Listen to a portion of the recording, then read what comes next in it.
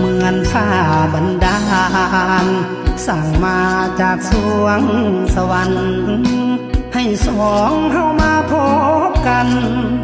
แต่ขันกันด้วยความจน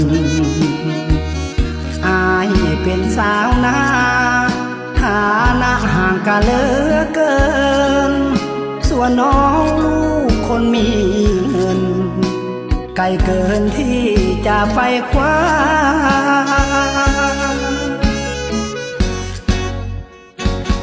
ขอบใจเนื้อทองที่น้องบอกว่าหักอา